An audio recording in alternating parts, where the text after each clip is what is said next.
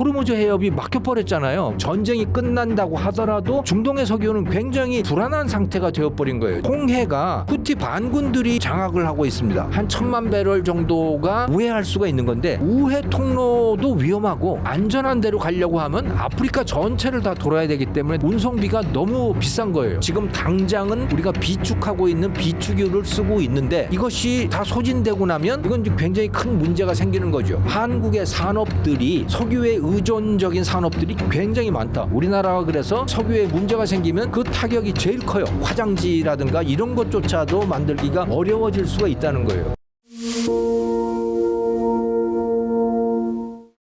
현대 석유 산업의 발상지인 미국이 셰일 혁명으로 최대 산유국 지위를 탈환한 데 이어 이번 이란 전쟁을 계기로 에너지 패권을 더욱 공고히 확립했다고 평가할 수 있을까요? 그럴 거라고 봅니다. 왜냐하면 이 전 세계에서 우리 인류가 사용하는 석유의 양이 하루에 약 1억 배럴 정도가 됩니다.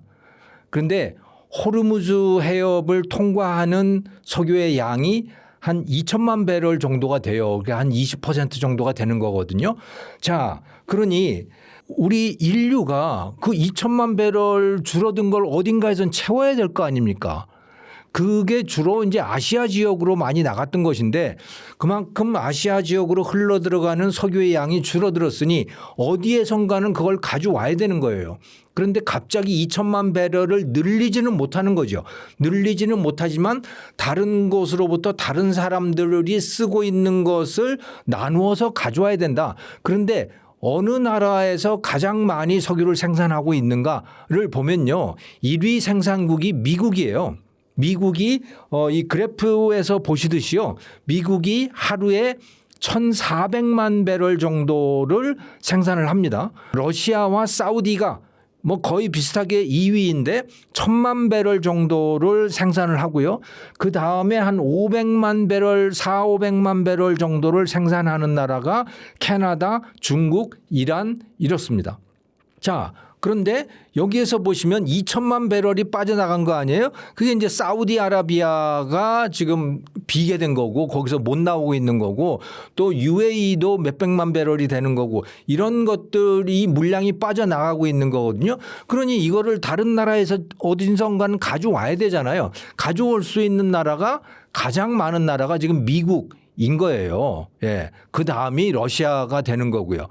그러니까 여기에 지금도 이미 미국 거를 쓰는 사람들, 러시아 거를 쓰는 사람들, 나라들이 많이 있을 거 아닙니까? 그것을 나누어서 우리 한국이라든가 일본이라든가 중국이라든가 이런 데들이 이제 그걸 나누어서 가져가야 되는 그런 상황이 되는 거죠. 그런데 그중에 제일 몫이 큰 나라가 어디냐? 바로 미국인 거예요. 미국이 왜냐하면 세계 최대의 석유 생산국이기 때문에 그런 것이죠. 사실은 이건 좀 낯섭니다. 많은 분들이 이걸 들으시면 석유 미국이 최대 생산국이라고 이렇게 된 지 한 10년, 한 20년 정도밖에 안 됐어요. 길게 잡아야 한 20년, 좀 짧게 잡으면 한 15년 정도 2010년 그 무렵부터 미국이 세계 최대의 산유국으로 다시 부상을 하게 된 겁니다. 셰일 혁명이라고 하는 것 때문에 그렇게 된 거예요. 그런데 제가 지금 다시 부상을 했다고 그랬잖아요. 다시 세계 최대의 산유국이 됐거든요. 왜 다시라는 말씀을 쓰냐 하면 원래 이 현대적인 석유 산업이 생겨난 데가 바로 미국이에요. 그 이전까지는 석유 산업이라고 하는 게 존재하지도 않았어요. 그 이전에 그러면 사람들은 불을 어떻게 켰지? 어떻게 자동차를 썼지? 자동차는 없었죠. 1850년대에 이 석유 산업이 생겨나거든요. 자동차는 그 이전에 없었잖아요. 그러면 사람들은 무엇 때문에 석유를 필요로 하게 됐을까? 사실은요. 처음 필요는 밤에 불을 밝히기 위해서 그랬던 거예요. 원래 1800년대 초반까지만 하더라도 밤은 깜깜했어요. 해지면 그냥 자는 것이 바로 인류의 생활이었습니다. 왜? 캄캄한데 돌아다닐 수가 없잖아요. 기껏 할 수 있는 건 뭐냐면 바로 횃불이라고 하는 것밖에 없었던 거예요. 횃불에도 기름이 없었고 그냥 나무에다가 불을 붙여서 갖고 다니는 것이 인간이 할 수 있는 유일한 밤에 불을 밝히는 방법이었다고 보시면 되는 겁니다. 그런데 이제 좀 산업이 발달한 나라들 특히 이제 미국에서 뭐가 나왔냐면 고래 기름을 가지고 불을 밝히는 기술이 등장을 하기 시작한 거예요. 그래서 향유고래라고 하는 그 고래에 그 이제 비계가 많을 거 아닙니까? 그것을 잘 정제해서 불을 붙여 보니까 밤에 끄름도 별로 안 나고 밝기도 상당히 밝은 그런 불을 밝힐 수 있게 된 거예요. 그래서 미국 사람들이 전 세계로 고래잡이를 하러 돌아다닌 겁니다. 미국 배가 그래서 일본에도 가서 일본에다가 일본의 항구에 들어가서 너희 항구 문 열어라고 하고 막 그 밀어붙여서 일본이 개항을 하고 우리 강화도에도 들어오고 막 그랬었잖아요. 미국 배들이. 그게 다 고래잡이 하러 다니는 배들이었고 또는 그 배들을 지키기 위한 미국의 해군 함정들이었던 겁니다. 예. 그만큼 이 고래 기름이라고 하는 게 중요해졌어요. 왜? 그것이 있어야 밤에 불을 밝힐 수 있었으니까. 그 이전에는 불을 밝히지 못했던 겁니다. 자, 그런데 이 고래 기름이 너무너무 이제 귀해지기 시작한 거예요. 사람들이 이 기름을 많이 쓰게 될 거 아닙니까?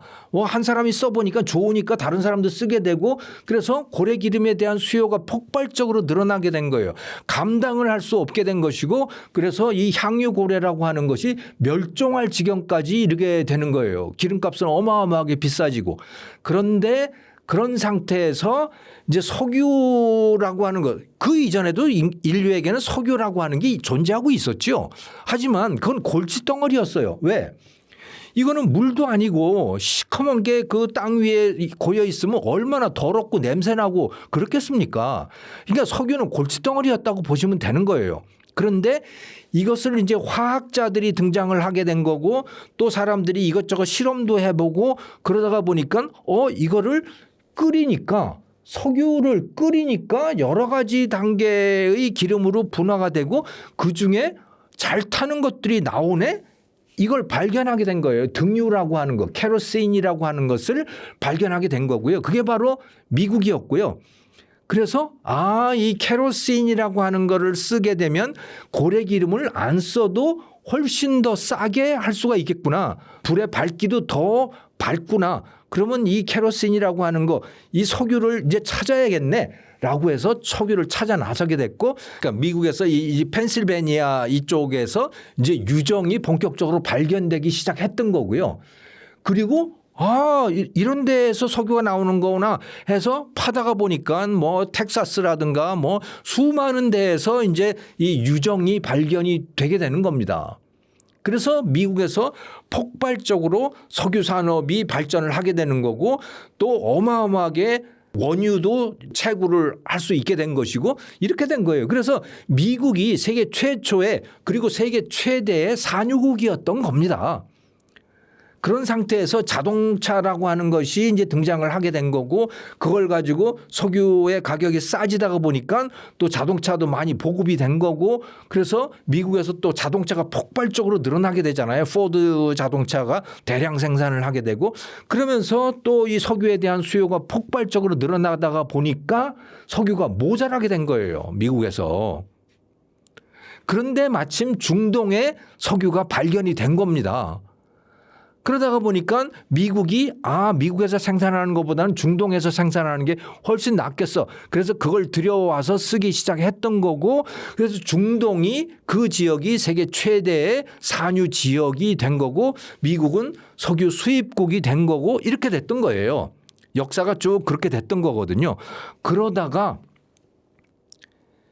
2000년대 초반부터 이 존 미첼이라고 하는 사람이 꼭 저렇게 석유 유정만 있어야 되는 건 아니잖아. 지금 땅 밑에 보니까 석유 성분을 포함하고 있는 바위들이 굉장히 많은데 그거를 잘 가공하고 파쇄를 하면 여기서 어마어마한 석유가 나올 것 같아 해서 그 실험을 계속해서 진행을 하게 됐던 겁니다. 그리고 그게 2008년 무렵부터 본격적으로 성공을 거두기 시작했던 거죠. 그게 쉐일 가스 또 쉐일 오일이라고 하는 이름으로 불리게 된 바로 미국산 석유, 미국산 가스의 본질이었던 겁니다. 그렇게 되면서 미국은 그 새로운 기술에 의해서 완전히 이제 세계 최대의 산유국이 되어버렸던 거죠. 자, 그래서 지금 상태에서 보면 중동의 석유들은요, 중동에서 엄청난 양의 석유가 나오는 것은 사실인데, 그런데 호르무즈 해협이 막혀버렸잖아요. 그러니 중동의 석유는 굉장히 지금 불안한 상태가 되어버린 거예요. 전쟁이 끝난다고 하더라도 여전히 불안하다. 그러니까 대체되는 석유를 찾아야 되는 거죠. 그것을 공급해 줄 수 있는 나라는 미국이고 또 러시아이고 또 베네수엘라라고 하는 나라가 또 있는 겁니다. 그래서 이제 중동을 대체할 수 있는 석유 공급국이 필요한데 그중에서 최대의 공급국은 바로 미국이다. 그래서 에너지 패권의 재구성이 이루어지고 있는데 거기서 가장 부상하고 있는 나라가 바로 미국이다. 이렇게 이해를 하시면 될 것 같아요. 근데 여기서 구분을 해서 들으실 필요가 있는 것이 있습니다. 그거는 뭐냐? 그럼 미국이 산유국이면 미국은 석유값이 싸겠네? 아니에요. 그거하고 다른 얘기입니다. 왜? 미국의 석유 시장은요, 전 세계와 통합이 돼 있잖아요. 그러니까 석유 가격은 국제 가격은 거의 다 똑같아요. 어느 나라나. 그러니까 중동 석유가 안 나오게 되면 중동에서 2천만 배럴이 못 나온다 그러면 나머지 8천만 배럴만 가지고 써야 되잖아요. 그러면 석유 가격이 올라갈 거 아닙니까? 국제 가격은. 그러면 미국도 똑같이 가격이 올라갈 수밖에 없어요. 그런데 최대 산유국이라는 말은 무슨 말이냐? 거기에서 에너지 패권이라고 하는 건 무슨 말이냐?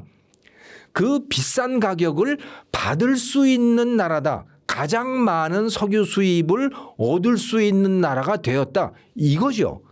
그럼에도 불구하고 미국의 소비자들은 국제 가격으로 쓸 수밖에 없는 상황이다. 이렇게 이해를 하셔야 될 것 같아요. 사우디의 송유관과 UAE의 푸자이라항 등 우회로를 활용한 걸프 국가들의 원유 수출 대응이 이란의 호르무즈 해협 봉쇄 위협을 극복할 현실적인 대안이 될 수 있을까요? 예. 뭐 부분적인 대안은 될 수 있는데 뭐 효과는 그렇게 크지 않다 이렇게 보시면 될 것 같아요. 여기서 이 지도를 한번 보시죠. 이게 이제 두 개의 지도로 구성이 되어 있는데요. 왼쪽에 있는 지도는 바로 지금 말씀하신 석유의 우회 수송로입니다. 예, 우회 파이프라인이라고 보시면 되는 거예요.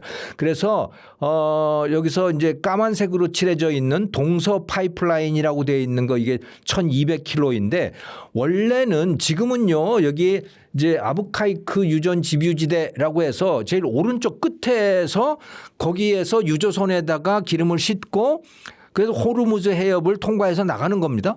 그런데 이걸 통과를 못하게 되면 어떻게 되느냐? 여기서 왼쪽으로 석유를 쭉 파이프라인을 통해서 옮겨야 되는 거예요. 그러면 거기에 얀부항이라고 하는 데가 있지 않습니까? 그 얀부항이라고 하는 데를 통해서 노란색으로 되어 있는 이 항로.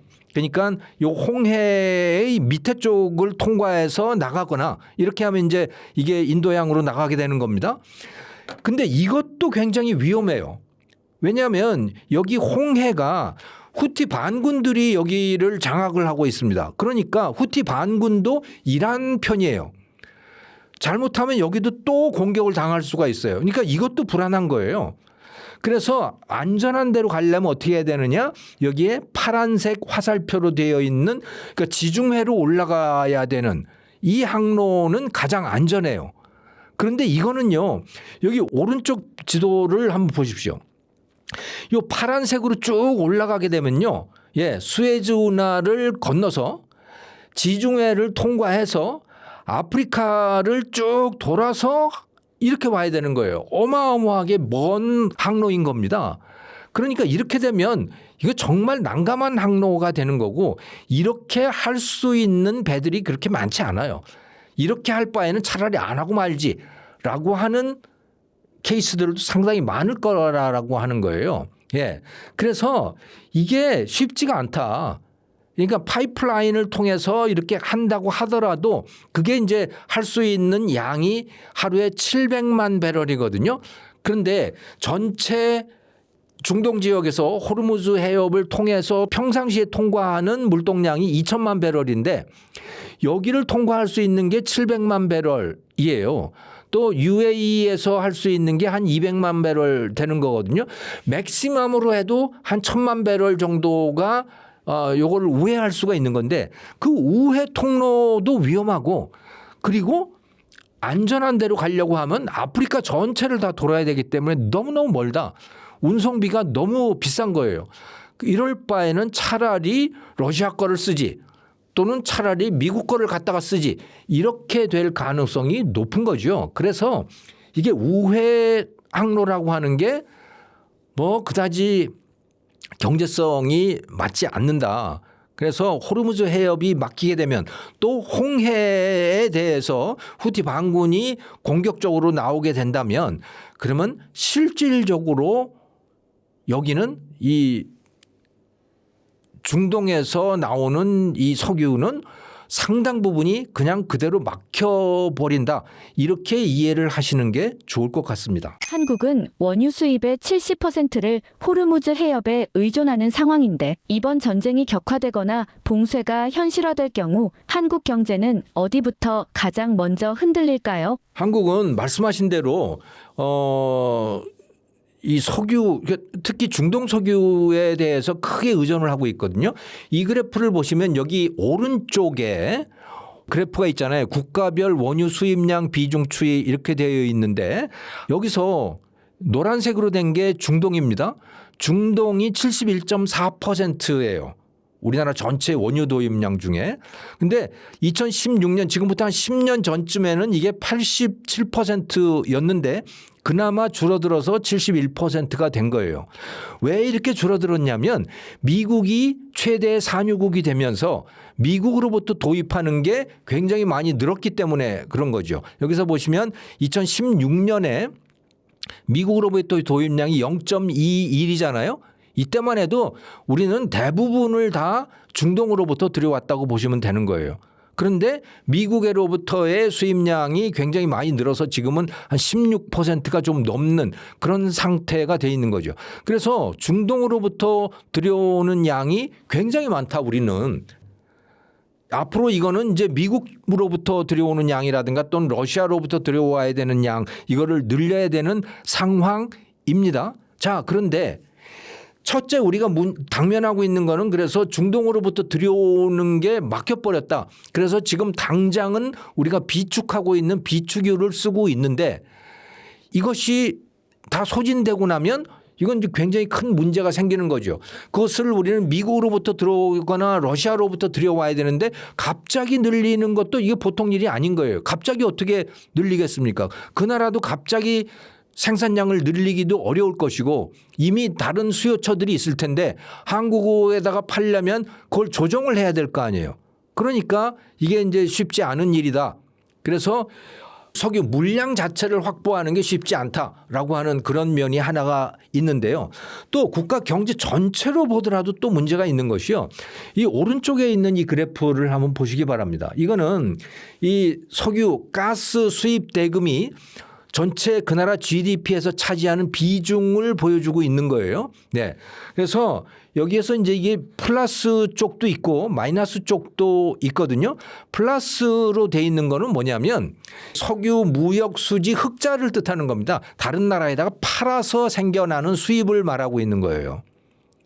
마이너스는 뭐냐? 다른 나라에다가 돈을 줘야 되는 상황을 말을 하고 있는 거죠. 그래서 캐나다 같은 나라는 이 석유나 가스 판매 수입이 굉장히 많아요. 그래서 무역 수지가 GDP의 4% 플러스가 되는 겁니다. 이것을 팔아서 나오는 수입이. 그런데 이게 이제 왼쪽으로 되어 있는 나라들은 다 수입하는 나라라고 보시면 되는 거예요. 그런데 제일 밑에 이게 제일 왼쪽으로 가 있는 나라가 어디입니까? 대한민국입니다. 마이너스 6%라는 얘기는 우리가 석유와 가스를 수입하는 데에 쓰는 그 금액이 GDP의 6%까지나 된다라고 하는 거예요. 이거는 세계에서 가장 많은 비중을 차지하고 있는 겁니다. 우리나라가 그래서 이 석유에 문제가 생기면 그 타격이 제일 커요. 그래서 이란 전쟁이 났다고 했을 때 환율 변동폭이 가장 컸던 나라가 어디입니까? 바로 대한민국입니다. 그러니까 환율이 가장 많이 올라가는 거예요. 대한민국이. 또 코스피가 제일 많이 떨어지는 나라, 주가 지수가 제일 많이 떨어지는 나라가 어디냐? 그것도 대한민국인 거예요. 왜? 한국의 산업들이 석유에 의존적인 산업들이 굉장히 많다. 그리고 그것의 크기가 매우 크다라고 하는 거예요. 한국의 경제 규모가 굉장히 커졌잖아요. 그러니까 산업이 크단 말이에요. 우리나라는. 그런데 그 산업의 성격이 어떻게 됐냐. 석유와 관련된 산업들이 굉장히 많다라고 하는 거죠. 대표적으로 어떤 거냐. 석유화학, 철강, 반도체, 조선 이런 것들이 다 석유하고 굉장히 밀접한 관련을 갖고 있어요. 석유화학은 뭐 말할 것도 없죠. 석유화학은 석유가 없으면 안 돌아가잖아요. 그래서 요즘에 뭐 쓰레기 종량제 봉투 구하기 어렵다 하는 그런 이야기가 왜 나오는 겁니까? 이게 바로 석유 산업의 문제인 거예요. 나프타라고 하는 이 정제 부산물 중간 산물을 가지고 나프타를 분해를 해서 그걸 가지고 플라스틱도 만들고 비닐도 만들고 다 그렇게 하는데 그런 것들이 잘 조달이 안 되다가 보니까 그런 종량제 봉투조차도 만들기 어려운 상황이 되는 거고요. 화장지라든가 이런 것조차도 만들기가 어려워질 수가 있다는 거예요. 그러니까 우리나라의 주력 산업 중에 하나가 바로 이 석유화학 산업이잖아요. 이 석유화학은 원료를 구하기도 어려운 지경으로 몰려갈 수가 있다는 거죠. 그래서 한국의 산업 구조가 그러합니다. 또 이 조선은 또 어떻습니까? 조선 역시 마찬가지입니다. 여기에도 보면 뭐 전기도 많이 쓰고 이렇게 돼 있잖아요. 또 유조선 수요가 줄어들게 되면 이 조선 산업에 대한 주문도 줄어들게 되고 여러 가지로 또 이 밀접히 관련돼 있죠. 철강 역시 마찬가지죠. 철강 산업은 철광석을 녹여서 그걸 가지고 뭔가를 하는 거 아닙니까? 철광석을 녹이려고 하면 거기에 어마어마한 연료가 들어가잖아요. 그것도 석유와 관련되어 있는 것이고요. 반도체를 만들 때 전력이 많이 쓰이잖아요. 그 전력은 또 뭘 가지고 만듭니까? 그 전력은 석유를 가지고 만들고 또 가스를 가지고 만들고 다 이렇게 돼 있잖아요. 그러니까 우리나라의 주력 산업, 우리가 제조 강국 아닙니까? 이 제조 강국 중에서 우리 대한민국의 주력 산업들은 다 석유 에너지와 매우 밀접한 관련을 가지고 있고 또 그 양이 굉장히 크다. GDP의 6%를 우리가 석유를 사오는데 써야 될 정도로 그 규모가 큰 것이죠. 그러니까 석유에 문제가 생기면 우리는 타격을 심하게 받을 수밖에 없다. 그 심하게 받는 첫 번째가 석유화학 산업, 철강 산업, 조선 산업, 반도체 산업 이런 데들이다. 이렇게 이해를 하시면 될 것 같아요. 이란 전쟁으로 인해 미국의 에너지 패권 강화, 걸프의 생존 전략, 그리고 한국 경제의 구조적 취약성이 동시에 드러나고 있는데 이번 전쟁이 세계 에너지 질서를 다시 바꾸는 계기가 될 수 있을까요? 저는 에너지 질서가 아주 거대하게 바뀔 거라고 생각을 하는데요. 왜냐? 중동에서 나오는 석유, 특히 호르무즈 해협을 통과하는 석유가 세계 석유 소비량의 한 20%를 차지한다고 말씀드리지 않았습니까? 전 세계가 하루에 1억 배럴을 쓰는데 호르무즈에서 한 2천만 배럴 정도가 나온단 말이에요. 그런데 이 전쟁이 어떻게 끝나든 간에 이 호르무즈 해협은 굉장히 불안한 상태로 있을 거예요. 왜냐? 이란은요 이제 호르무즈 해협을 완전히 장악을 해버렸어요. 이번에 해보니까 이란이 확실하게 알게 됐던 거 아닙니까? 아, 여기를 공격하게 되면 그러면 별로 힘도 들이지 않고 전 세계를 다 떨게 만들 수 있구나라고 하는 것을 이번에 이란이 확실하게 배운 거예요. 그래서 이제 호르무즈 해협은 다 죽었다고 보시면 되는 겁니다. 이란한테 돈을 갖다 바쳐야만 통과할 수 있는 그런 상황으로 몰려갈 수밖에 없어요. 자, 그러면 사우디아라비아, 아랍에미레이트, 카타르의 가스 뭐 이런 것들이 여기를 통과하려면 비용이 굉장히 많이 들 거 아니에요. 또 굉장히 위험해질 거 아닙니까? 그러면 이 유조선이든 또는 LNG 운반선이든 간에 이 호르무즈 해협을 들어가고 싶겠어요? 얼마나 무섭겠어요. 선원들의 입장에서 굉장히 무서울 거예요. 또 해운 회사의 입장에서 이 선박을 운영하는 회사의 입장에서도 여기 보험을 들어야 될 거 아니에요? 그런데 보험회사 입장에서는 또 어떻겠습니까? 여기 너무 위험한데 그러면 보험료를 굉장히 높여받을 거 아닙니까 여기에. 그러니까 이 중동 지역의 코스트가 굉장히 높아질 수밖에 없어요.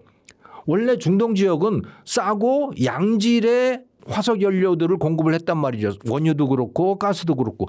그런데 다른 분야에서 이제 비용이 이렇게 높아지게 되는 거예요. 그러면 그만큼 여기에서 사가려고 하는 사람들이 줄어들 거 아니에요? 다른 지역의 석유로 대체하려고 하지 않겠습니까? 그래서 거대한 이 수요와 공급의 이동이 일어나게 될 것이다 라고 하는 겁니다. 자, 그러면 어떻게 바뀔까? 중동은 줄어들 거예요. 지금 하루에 2천만 배럴이 나온다 그러면 그것은 뭐 한 1,500만 배럴 또는 1,000만 배럴 정도로 줄어들 수밖에 없다고 저는 봅니다. 왜? 코스트가 굉장히 높아지기 때문에 이란으로 인해서. 자, 그런데 여기에서 이 전쟁을 겪으면서 분명해진 건 뭐예요? 네 편, 내 편이라고 하는 게 지금 생긴 거 아닙니까? 이란이 확실하게 누구 편을 들고 있어요. 그건 중국 편을 들고 있거든요. 그래서 중국으로 가는 배는 괜찮아. 또 위안화로 결제를 한 배는 괜찮아 하고 아예 내놓고 그렇게 가고 있지 않습니까? 그러니까 분명한 네트워크가 하나 생기고 있는 거예요. 그건 뭡니까? 이란, 중국 그리고 또 이란하고 가까운 나라가 어디예요? 러시아. 이 네트워크가 거대한 네트워크가 하나 생겨난다라고 하는 거죠. 자, 그런데 여기에 너무 가까이 갈 수 없는 나라들이 또 있잖아요. 그게 어디입니까? 평소에 미국이나 이 유럽과 가까이 지냈던 나라들. 그건 우리나라도 포함이 되는 거죠. 한국, 일본, 대만 이런 나라들요. 여기 어디로 갈까요? 어느 나라 석유를 써야 될까요? 이란 석유 쓰는 건 너무 위험할걸요? 러시아 석유를 당장은 써야 할지도 모르겠지만 여기도 굉장히 불안해요. 왜? 러시아가 우크라이나 전쟁을 하고 있지 않습니까? 그런데 우크라이나 전쟁이 뭐 영원히 가지는 않을 테니 이게 언젠가는 끝난다면 그다음에 러시아 푸틴이 할 일은 뭐냐면 다른 나라에 손을 대는 겁니다. 그거는 폴란드가 될 수도 있고 에스토니아, 리투아니아 이런 나라들이 될 수밖에 없어요. 근데 그건 나토 회원국들이잖아요. 그러면 유럽의 나토 회원국들은 러시아하고 전쟁을 벌일 수밖에 없습니다. 이거는 거의 분명해요, 지금. 새로 생겨날 전쟁은 이게 거의 분명하거든요. 구체적으로 어떤 나라일지는 알 수가 없지만 어쨌든 나토와 러시아가 전쟁을 벌일 것은 거의 확실하다. 이런 상황에서 한국이나 일본이 러시아의 원유를 갖다가 쓴다? 이건 굉장히 위험해지는 거예요. 왜? 나토가 이제 러시아하고 전쟁을 하게 되면 더 심한 경제 제재를 가할 거 아닙니까? 그 나토 회원국들이 러시아에 가할 제재라고 하는 거는 거기서 첫 번째는 바로 러시아산 원유에 대한 제재가 돼요. 그건 뭐 보나 마나예요.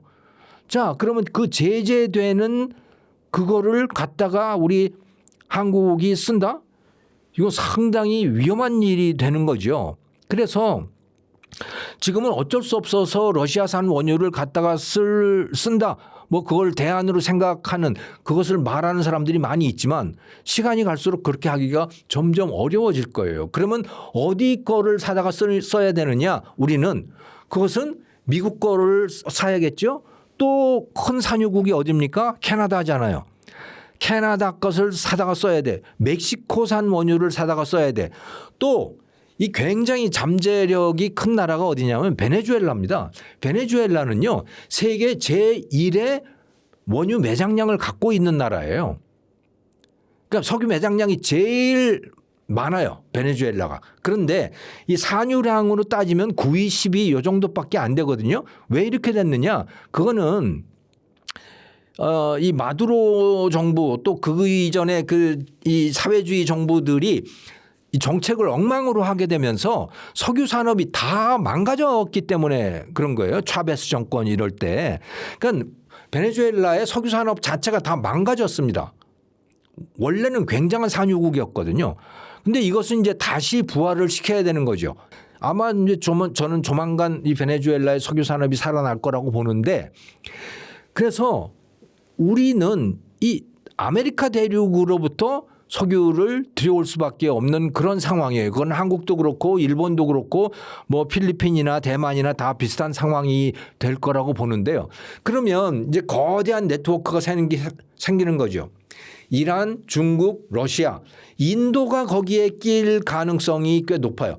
이런 네트워크가 하나가 있는 거고, 또 다른 하나는 과거에 이제 미국의 동맹국 또 나토 국가들과 친한 나라들의 거대한 이 석유 네트워크. 그런데 거기에 공급 중심은 아메리카 대륙이 될 가능성이 매우 높죠. 그리고 석유 소비국은 이제 아시아 쪽. 거기에 미국의 동맹국들 이렇게 될 가능성이 높고, 거기가 또 이제 유럽에도 공급을 할 가능성이 매우 높다.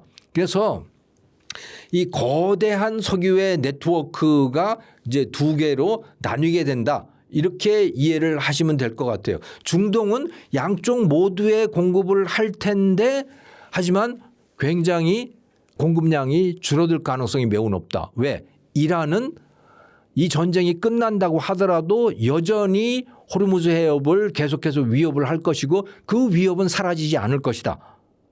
이렇게 봐야 되겠죠. 그래서 이 석유 공급망 자체가 상당히 많이 달라질 것이다. 이렇게 볼 수가 있고요. 또 다른 변화는 뭐냐면, 이 재생에너지, 신재생에너지들 있잖아요. 태양광이라든가 또 풍력발전이라든가 이런 것들이 이제 더욱더 빠른 속도로 늘어날 가능성이 높습니다. 에너지를 자급하기 위해서. 그런데 사실 이것을 자급이라고 하지만 이것은 상당 부분 중국에 의존하는 구조로 될 가능성이 매우 높아요. 태양 전지라든가 태양 그 전지판 있잖아요. 이거를 제일 많이 공급하는 데가 어디예요? 그건 중국이에요. 압도적으로 많이 공급을 하고 있거든요. 또 이 풍력 발전기에 풍차같이 생긴 그거 있잖아요. 이거 역시 마찬가지로 중국이 가장 많이 공급을 하고 있는 상황이거든요. 그러니까 신재생 에너지를 가지고 에너지 자급을 하겠다라고 하는 나라들은 사실상 중국에 의존을 하게 되는 그런 구조로 가게 될 것이다라는 것이고요. 또 다른 하나 이 에너지 산업에서 폭발적으로 성장할 가능성이 있는 것은 바로 원자력 발전인 거죠. 자, 원자력 발전소가 아주 급속하게 늘어날 겁니다. 미국에서도 늘어나고 우리 대한민국 그리고 지금까지 원자력을 쓰지 않겠다라고 하는 나라들이 많았었거든요. 그 일본, 대만 다 그랬고요. 독일도 그랬었고요. 그런데 이 나라들도 다 이제는 원자력 발전소를 만들 수밖에 없는 그런 상황이에요. 발전소를 만들고 또 SMR이라고 하는 소형 모듈형 원전을 또 이제 만드는 그런 시대로 접어들 수밖에 없거든요. 자, 그러면 이거는 누가 잘 만들 수 있겠는가? 원자력 발전소를 설계를 잘 하는 나라는요, 미국, 러시아예요. 또 프랑스도 설계는 꽤 잘해요. 그런데요, 이것을 실물로 만들어내는 걸 잘하는 나라, 그거는 그렇게 많지 않아요. 어떤 나라들이 그걸 할 수 있느냐? 제일 잘하는 데가 러시아고요, 중국이고 프랑스고 대한민국이에요. 실물을 만드는 거죠. 그러니까 설계도를 가지고 그것을 현장에서 원자로를 만들고 가스 터빈을 만들고 뭐 이렇게 할 수 있는 나라, 그 나라는 러시아, 중국, 프랑스, 대한민국이에요. 자, 그런데 여기서 우리가 주목해야 될 부분은 뭐냐? 이거는 방산과 마찬가지로 무기 시장과 마찬가지로요, 글로벌 마켓이 아니고요, 이제는 완전히 분리된 마켓이 된다는 이야기입니다. 무슨 말이냐? 원자력 발전소 같은 거는 이거는 만들면 100년씩 가잖아요. 그러니까 믿지 못할 나라에는 이것을 맡길 수가 없는 거예요. 그래서 지정학적으로 서로 적대 관계에 있는 나라들은 이것을 사올 수가 없어요. 적대 관계에 있는 나라로부터 원자력 발전소를 사올 수 없어요. 그것을 만들어 달라고 맡길 수도 없어요. 그렇다는 얘기는 무슨 얘기냐? 중국과 러시아, 가깝지 않은 나라, 이 나라를 경계하는 나라들은 이 중국, 러시아의 원자력 발전소 건설을 맡길 수 없다는 얘기가 되는 겁니다. 그럼 그 나라들은 어떤 나라들일까요? 그게 미국, 그다음에 동유럽 국가들 있잖아요. 체코, 폴란드 뭐 이런 나라들, 또 필리핀이나 뭐 이런 나라들. 이런 나라들은 원자력 발전소를 만들려고 할 때 그것을 러시아와 중국에 맡길 수 없어요. 그러면 남는 나라가 어디입니까? 프랑스와 한국이잖아요. 그런데 프랑스는 시공 능력이 지금 현저하게 떨어져 있어요. 비용도 매우 비싸고 만드는 기간도 10년씩 넘게 걸려요. 대한민국은 한 5년 정도 걸려요. 그리고 값도 프랑스나 이런 데보다 현저하게 싸요. 무슨 말씀을 드리고자 하냐면 지금 원자력 발전 건설 시장이 어마어마하게 커져가고 있는 거예요. 그런데 거기에서 그 시장은 절반으로 쪼개진다는 얘기입니다. 중국, 러시아가 하는 시장과 그들이 못하는 시장이 있는 거죠. 그들이 들어오지 못하는 시장에서 대한민국이 굉장한 위상을 갖고 있다. 이렇게 보시면 돼요. 우리나라는 원전을 설계하는 능력은 현저하게 떨어져요. 왜? 그것은 우리나라는 양자역학이라든가 이런 것에 대한 실험 데이터가 거의 존재하지 않기 때문에 그런 거죠. 그것을 제일 많이 갖고 있는 나라는 어디예요? 다 미국인 겁니다. 그래서 미국이 설계는 잘해요. 하지만 그 설계도를 가지고 현물을 만들어내는 것은 미국은 지금 거의 못한다고 보시면 되는 거예요. 그것을 할 수 있는 나라가 어디냐? 그게 바로 대한민국이에요. 그래서 요즘에 두산 에너빌리티, 현대건설 이런 데들이 굉장히 그 주가도 많이 올라가고 그러잖아요. 그 이유가 뭐냐? 두산 에너빌리티는 터빈을 만드는 겁니다. 터빈. 원자력 발전이라고 하는 게 뭐예요? 그 핵분열, 우라늄의 핵분열을 이용해서 열을 발생을 시키고 그걸로 물을 끓이고 거기서 증기를 발생시켜서 그 증기를 가지고 가스 터빈을 돌리잖아요. 그 가스 터빈을 돌려서 발전기를 돌아가게 만드는 거 아닙니까? 이걸 하는 건데 두산 에너빌리티가 잘하는 것은요. 바로 그 돌아가는 터빈, 가스 터빈 또 원자로 이런 것들을 잘 만드는 거예요. 그거를 한국이 이제 상당히 잘하게 된 것이고요. 현대건설은 그럼 뭐냐? 그런 터빈 같은 거 이런 거 또 원자로 이런 거를 현장에다가 설치를 해야 될 거 아닙니까? 설치를 하려면 콘크리트를 가지고 그 탑을 쌓아야 되잖아요. 그리고 파이프 연결 같은 것도 잘 해야 될 거 아닙니까? 그런 걸 잘하는 건설 회사인 거예요. 현대건설이. 그러니까 한국의 건설 회사들 또 한국의 이 두산 에너빌리티 같은 이런 그 기계 중공업 회사 여기가 지금 굉장한 기회를 맞이하고 있는 것이죠. 그래서 이런 새로운 에너지 공급의 네트워크, 에너지 시장의 새로운 구조가 만들어지고 있다. 이것을 이란 전쟁이라고 하는 이 지정학적인 거대 이벤트가 방아쇠를 당겼다. 이렇게 이해를 하시면 되겠습니다.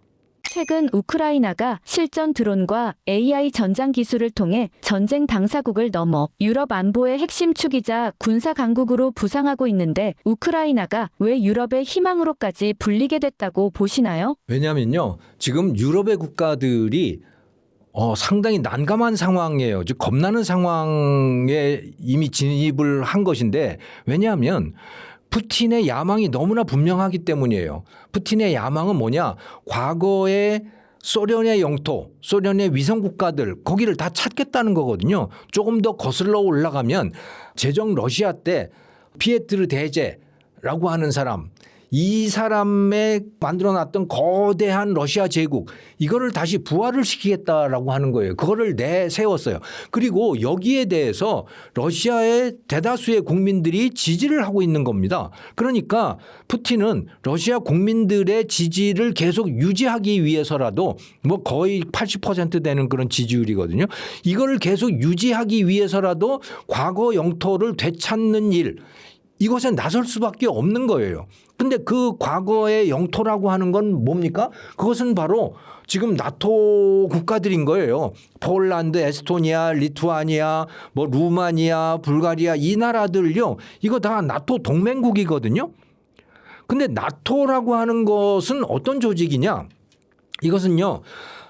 회원국 중에 어느 하나라도 외적으로부터 침입을 받으면 공격을 받으면 그 공격은 모든 회원국에 대한 공격으로 간주하겠다.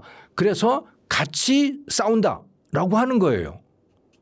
자, 그러면 예를 들어 러시아가 에스토니아라고 하는 조그만 나라를 공격을 했다라고 해봅시다. 나토 회원국이잖아요. 그러면 여기에 나머지 모든 나라들이 들어가서 같이 전쟁에 참여를 해야 되는 겁니다. 독일도 프랑스도 스페인도 모두 참여를 해서 전쟁을 해야 돼요. 그런데 그렇게 할 것이 지금 거의 분명해진 거예요. 그러면요, 이 나라들은 어떻게 해야 돼요? 전쟁 준비를 해야 될 거 아닙니까? 근데 너무나 전쟁 준비가 안 돼 있는 겁니다. 유럽 국가들이. 왜냐?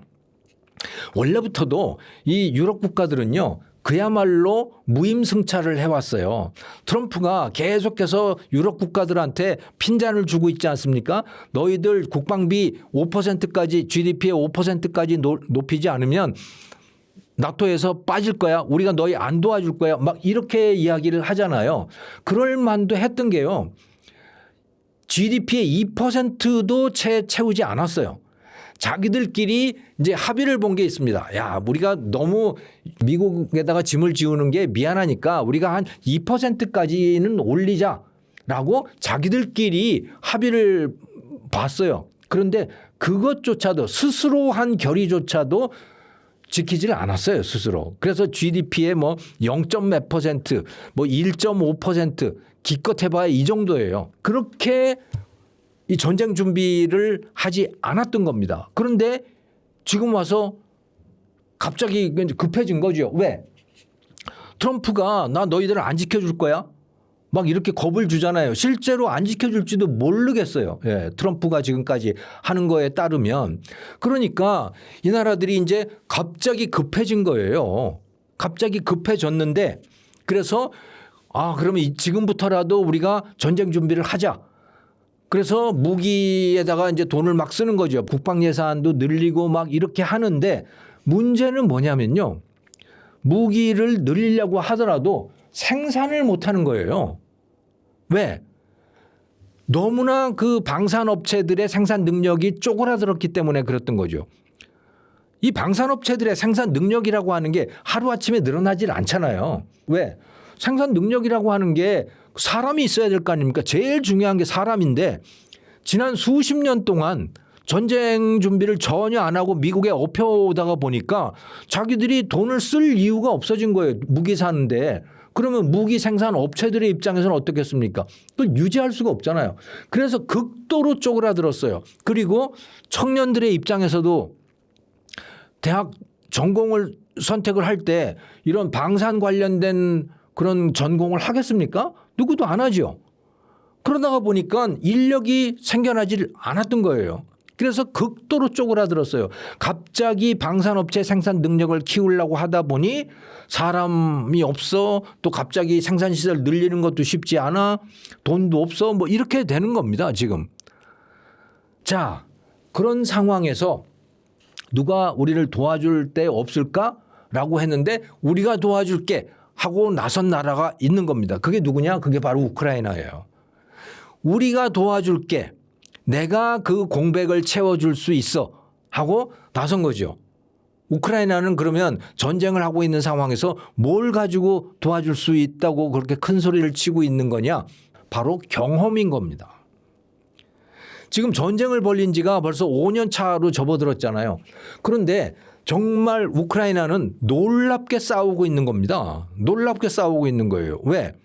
처음에 러시아가 우크라이나를 전면 침공을 했을 때 2, 3일이면 끝날 거라고 확신을 했었습니다. 왜? 우크라이나는 정말 형편없는 나라였거든요. 군대 병력도 기본적으로 형편없는 데다가 무기도 제대로 갖춰져 있지 않은 나라. 이게 바로 우크라이나였던 거예요. 그리고 러시아 사람들의 입장에서 봤을 때는 저거는 뭐 우리나라로 따지면 예를 들어서 무슨 저 제주도 하나 정도 또는 경상도 뭐 그 정도 되는 거 아니야? 이런 거예요. 그게 떨어져 나가서 나라가 하나가 된 거니까 러시아 사람들의 입장에서는 정말 우스웠던 거죠. 그래서 2, 3일이면 끝난다고 생각을 했던 겁니다. 그래서 전쟁이 끝나는 데 대한 뉴스 보도 자료까지 다 만들어 놓은 상태였었어요. 사실은. 그런데 웬걸 막상 딱 부딪혀 보니까 지금 5년째 왔잖아요. 이게 뭘 뜻하는 겁니까? 우크라이나 사람들이 너무너무 전쟁을 잘하는 거예요. 러시아가 너무 형편없는 것도 있지만 러시아 군대가 한편으로는 우크라이나 군대가 너무 대단한 거예요. 그 아무것도 없는 상태에서 그들이 쭈물쭈물 만든 무기들 그냥 적당히 만들어 놓은 무기들 그게 너무 싸움을 잘하는 거예요. 그게 드론 아닙니까? 그게 요즘에 AI로 움직이는 이런 자율주행 로봇 같은 것들 뭐 그런 것들이잖아요. 그런 것들을 만들어서 적당히 창고에서 만들어서 전장에 투입을 했는데 그게 기가 막히게 싸움을 잘하는 거예요. 그래서 러시아 군대가 형편없이 깨지는 거고 그래서 러시아 군대가 전쟁을 못하는 거고 전쟁이 끝나지 않는 거고 이렇게 돼 있는 거잖아요.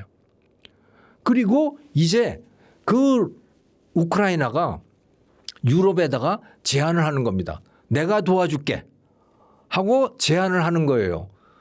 뭘 도와줘? 우리가 당신네 드론 만들어 줄게. 당신네 드론 필요하잖아. 당신네 지금 그거 만들 실력 안 되잖아. 만든다고 하더라도 얼마나 비싸겠어. 그 비용이 그 원가가 엄청나게 높을 걸. 우리가 만들면 100만 원이면 만들 거를 당신네들이 만들면 2, 3천만 원 들 걸. 우리가 100만 원짜리 만들어 줄게. 그리고 성능 아주 끝내줘. 이런 제안을 한 거예요. 근데 그 말이 굉장히 설득력이 있잖아요. 왜? 실제로 그걸 가지고 전쟁을 하고 있으니까. 그리고 그걸 가지고 러시아에 맞서니까. 근데 유럽은 누구하고 전쟁을 해야 됩니까? 러시아하고 전쟁을 해야 되는 거예요. 그러니 유럽 사람들의 입장에서는 그래 네가 와서 해줘 이렇게 되는 거죠. 네가 와서 해줘. 그래가지고 제일 먼저 시작한 데가 어디냐면 덴마크예요. 덴마크가 우크라이나에게 제안을 한 겁니다. 자, 우리 덴마크에 와서 만들어줘. 드론을 만들어줘. 그걸 가지고 우리 덴마크에다가도 공급을 해주고 그리고 니네도 갖다 써. 이런 공급 시스템을 만든 거예요. 근데 이게 작동을 하기 시작한 겁니다. 네. 아주 저렴한 가격으로. 안 그래도 지금 그 유럽 사람들은 이 돈도 큰 문제거든요. 무기에다가 돈을 쓰려면 다른 돈을 줄여야 되잖아요. 그 다른 돈을 줄이면 어디에 들어가던 돈을 줄여야 되겠습니까? 그거는 복지, 교육 이런 데 들어간 돈을 줄일 수밖에 없는 거거든요. 또는 의료 이런 거. 그런데 너무 그건 부담되잖아요. 그러니까 조금 그러니까 그 작은 비용을 가지고도 큰 효과를 냈으면 정말 좋겠죠. 근데 그거를 해줄 수 있는 나라가 어디냐? 그 세력이 어디냐? 그게 우크라이나인 거예요. 그리고 그게 덴마크에서 시작이 된 거고요. 자, 이러다가 보니까 다른 나라들도 야, 우리나라하고도 하자. 우리나라하고도 하자. 그래서 지금 독일의 이제 제일 큰 방산업체가 어디냐면 라인 메탈이라고 하는 데가 있고요. 또 영국의 BAE 시스템스라고 하는 긴 역사를 갖고 있는 방산업체들이 있습니다. 이런 업체들이 다 우크라이나에게 손을 내미는 거예요. 우리하고 협업하자. 이렇게 된 거죠. 그래서 이 앞으로는요. 우크라이나가 유럽의 10개 나라에다가 거기다가 현지 공장을 설치를 하는데 협업하는 이제 합작 공장을 설치를 해서 거기서 드론도 만들고 뭐 이렇게 지금 하기로 서로 합의를 본 겁니다. 그러니까 이 우크라이나라는 나라가요. 그냥 처음 이 전쟁이 시작되기 전에는 그야말로 듣보잡인 그런 나라였다고 보시면 되는 겁니다. 1인당 GDP 3,000달러도 안 되는 이런 정말 못 사는 나라였고 부패는 정말 뭐 말도 못하게 그만큼 썩어 있는 나라였고 그런데요. 이 전쟁을 거치면서요. 우크라이나가 아주 중견 강대국으로 떠오르고 있는 그런 상황입니다. 아주 뜻밖이죠. 전쟁을 통해서 강대국이 된 나라 또는 전쟁을 통해서 완전히 새롭게 태어난 나라들이 가끔씩 있어요. 대표적인 나라가 어딘지 아십니까? 우리 대한민국입니다. 6.25 한국전쟁을 통해서 한국은 완전히 다른 나라로 태어났어요. 어떤 나라로 태어났느냐? 그 이전에는 정체성이 뭔지 알 수 없는 나라. 우리가 사회주의로 가야 되는 건지 뭘 해야 되는 건지 도대체 알 수 없는 그런 나라에서 이 전쟁을 거치면서 3년이라고 하는 한국 전쟁을 거치면서 한국은 어떤 나라로 태어났느냐? 한국은요. 반공 국가로 태어났고요. 한국은 친미 국가로 태어났고 미국의 동맹 국가로 태어났고 그리고 대한민국은 또 수출로 먹고 사는 그런 나라로 거듭나게 된 거예요. 한국은. 그런데 지금 우크라이나가 그렇게 변하고 있는 겁니다. 전쟁을 통해서 이렇게 변하는 나라가 그렇게 많지 않아요. 특히 성공적으로 변하는 나라가 많지 않거든요. 한국은 대표적으로 성공한 나라이고요. 전쟁을 통해서.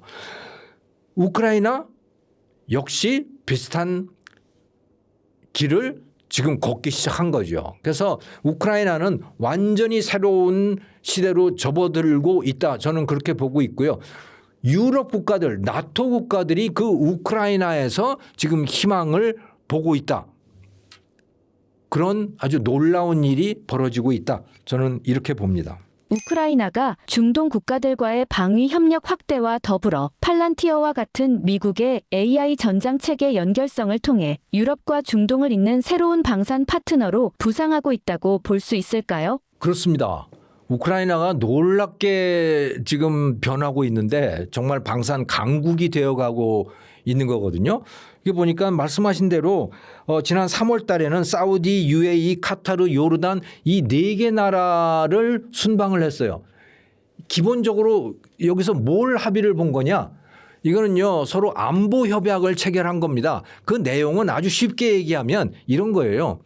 우크라이나는 당신네 나라에 사우디나 UAE나 이런 나라에 당신네 나라에 우리가 지난 4년 동안 쌓아왔던 방산 기술을 당신들에게 전수해 줄게. 이거예요. 그 핵심은 뭐냐? 바로 그들이 자체 개발한 그 드론 기술들입니다. 그리고 그것과 AI가 서로 결합된 운영 방식 이런 거예요. 그걸 넘겨줄게. 라고 하는 거예요. 그래서 그걸 하기 위해서 이미 200명이라고 하는 관련된 비즈니스맨이라든가 또는 엔지니어라든가 이런 사람들이 우크라이나 사람들이 한 200명이 이미 들어갔어요. 이 중동으로. 그래서 요격 드론 시스템을 이들에게 전수를 해 주는 거죠. 그 대신 우크라이나는 뭘 받는 거냐? 석유를 받는 겁니다. 그래서 여기는 호르무즈를 통과할 필요도 없잖아요. 우리는 호르무즈를 통해서 석유를 해로로 받지 않습니까? 그런데 우크라이나는 꼭 그래야 될 이유는 없는 거예요. 위에 그 카스피해라고 하는 그 바다도 있는 거고 호르무즈 해협 아니죠. 그건 이란이 아니잖아요. 거기를 통해서 받을 수도 있는 거고 아니면 다른 육로를 통해서도 받을 수 있는 거니까 어쨌든 간에 중동으로부터 석유를 제공받는다라고 하는 그런 약속을 받게 된 겁니다. 서로 주고받는 그런 관계가 된 거죠. 최근에는 보니까 또 시리아와 또 그런 협약을 체결을 했더라고요. 그래서 이 중동 국가들이 지금 엄청나게 겁을 먹고 있는 거거든요. 또 골치가 아픈 거예요. 뭐가? 이란이 그 주변 국가들을 다 인질로 잡고 있는 거 아닙니까? 그래서 미국이 말을 안 들으면 내가 사우디나 UAE나 카타르나 이런 데를 내가 공격할 거야? 그렇게 되면 이 유가가 오를 거 아니야? 그럼 당신 골치 아프지? 그러니까 내 말 들어. 미국 너 내 말 들어. 라고 지금 압박을 가하고 있는 거거든요. 지금 이란이 그런 상태가 돼 있는 거예요. 그런데 그 핵심에는 뭐가 있느냐? 그 주변국에 대한 미사일 공격 또 드론 공격 이런 것들이 있잖아요. 우크라이나는 그들이 필요로 하는 것, 주변 국가 공격을 당하는 그들이 필요로 하는 것을 제공을 할 수 있게 된 겁니다. 그게 뭐냐? 바로 요격 드론 시스템들인 거죠. 날아오는 공격 드론을 어떻게 막아낼 건가? 그것도 값싸게. 그 노하우를 우크라이나가 갖게 된 겁니다. 그래서 중동하고 굉장히 중요한 파트너가 되어 있는 거고 지금 유럽하고도 파트너가 되어 있는 거고 세계 대부분의 나라들이 아마도 우크라이나의 도움을 필요로 할 것이다. 저는 그렇게 봐요. 우리나라도 우크라이나의 도움을 받을 수밖에 없을 거예요. 그런데 우리는 우크라이나의 도움을 받게 되면 우리가 우크라이나가 요구하는 걸 줄 수가 없는 상황이라고 봐야 되는 거죠. 그건 뭐냐? 바로 우리의 무기들인 거예요. 분명히 우크라이나는 한국에게 무기를 달라고 할 거거든요. 그런데 우리가 우크라이나에다가 무기를 주게 되면 아주 난처한 상황이 되는 거죠. 왜? 러시아가 가만히 있겠어요? 러시아가 가만히 안 있어요. 러시아가 만약에 그래서 너 괘씸한데 그러면 말이야 내가 북한에다가 러시아 무기 줄 거야 이렇게 되면 어떻게 되겠습니까? 그래서 이게 뭐 할 수 없는 일이긴 하지만 많은 나라들이 우크라이나에 들어온 요격 능력 또는 공격 능력 이것을 필요로 하고 지금 이미 그런 협상들을 하고 있을 거라고 봅니다. 자, 그다음에 또 하나는 뭐냐면 이 미국하고의 협업이에요. 특히 미국의 팔란티어라고 하는 이 AI 기업이 있지 않습니까? 이 팔란티어라고 하는 기업은 여기는 하드웨어라고 하는 게 전혀 없죠. 그리고 일반 대중이 쓰는 프로그램 소프트웨어도 팔지 않아요. 이들은 뭘 하는 기업이냐면 예를 들어 미국 정부에 뭐 우리나라 정부도 그걸 요청을 할 수는 있겠습니다만은 아직 안 하고 있는 것인데 정부에다가 당신네들 업무를 하는데 지금 하는 건 너무 비효율적이야. 내가 그 업무를 잘하는 AI 시스템을 만들어 줄게 하고 주문형 AI를 공급해 주는 데가 바로 팔란티어라고 하는 데입니다. 그런데 미국의 국방성하고도 계약을 하고 있는 거예요. 그래서 이 전쟁 AI에 기반한 전쟁 소프트웨어를 개발하고 있다. 이렇게 보시면 되는 거죠. 자, 그런데 이 팔란티어에게 아주 아쉬운 부분이 있습니다. 그게 뭐냐? 데이터인 거예요. AI라고 하는 것은 데이터를 가지고 훈련을 시켜야 되잖아요. 우리가 예를 들어 챗GPT라든가 제미나이라든가 이런 것들은 다 데이터를 가지고 훈련을 받은 것들이잖아요. 그러면 제미나이 같은 것은 어떻게 훈련을 받습니까? 그것은 구글에 쌓여 있는 수많은 검색 데이터 또 이메일, 지메일을 통해서 주고받은 수많은 그런 데이터들이 있잖아요. 그 데이터들을 가지고 사람들이 이렇게 말을 하고 이렇게 반응을 하고 이런 표정을 짓고 거래를 할 때는 이렇게 하는 거구나라고 하는 것을 그 구글 거대한 데이터 시스템을 통해서 이제 데이터를 모은 거고 그걸 가지고 제미나이라고 하는 AI를 훈련을 시킨 거고 그래서 우리가 제미나이한테 뭘 요구했을 때 제미나이가 대답을 해주고 반응을 해주는 거거든요. 전쟁도 마찬가지 아닙니까? 전쟁 AI를 만들려고 하면 전쟁에 관한 데이터가 있어야 되는 거예요. 실제로 전쟁에 사람이 들어가게 되면 어디에서 공격이 들어오고 그것을 총을 맞으면 어떻게 되는 거고 그것을 피하려면 어떻게 해야 되는 거고 라고 하는 그 수많은 현장의 상황을 반영하는 데이터들이 있어야 되는 거예요. 그 데이터를 가장 많이 갖고 있는 데가 어디입니까? 그게 바로 우크라이나인 거예요. 이스라엘도 많이 갖고 있지만 이스라엘보다도 훨씬 더 많은 데이터를 갖고 있는 데가 우크라이나인 겁니다. 물론 전쟁을 하는 나라들은 많이 있죠. 이란도 전쟁을 하고 있고 러시아도 전쟁을 하고 있죠. 하지만 그것을 스타트업들이 정말 AI를 훈련시킬 수 있는 포맷의 데이터로 만들어 놓은 데에는 우크라이나가 지금 가장 최고인 겁니다. 그러니까 팔란티어가 우크라이나에다가 손을 내민 거죠. 또 우크라이나의 그 관련된 국방기술 클러스터인 브레이브 1이라고 하는 이 우크라이나에 지금 스타트업들이 굉장히 많습니다. 전쟁 관련된 스타트업들이 그중에 이제 브레이브 1이라고 하는 이제 큰데 여기가 팔란티어에다가 또 손을 내밀어서 둘이 협업을 시작을 한 거예요. 그러면 이걸 가지고 뭘 하는 거냐? 뭐 지휘 시스템, 전쟁을 운영하는 그런 시스템을 만드는 것이기도 하지만 또 동시에 자율주행 전쟁 로봇을 또 개발하는 중이기도 한 겁니다. AI라고 하는 것이 그게 피지컬 AI가 되면 그게 바로 로봇이 되는 거잖아요. 그러니까 지금 우크라이나와 이 미국의 AI 이 서플라이 체인과 이게 지금 결합이 되면서 거대한 전쟁 기계가 만들어지고 있는 중이다. 이렇게 이해하시면 될 것 같아요. 그리고 여기에 우크라이나가 핵심적인 역할을 하고 있다. 이렇게 이해를 하시면 되겠죠. 그러니까 우크라이나는요 지금 엄청난 군사 강국이 되어가는 중이다. 이렇게 말할 수 있을 것 같아요.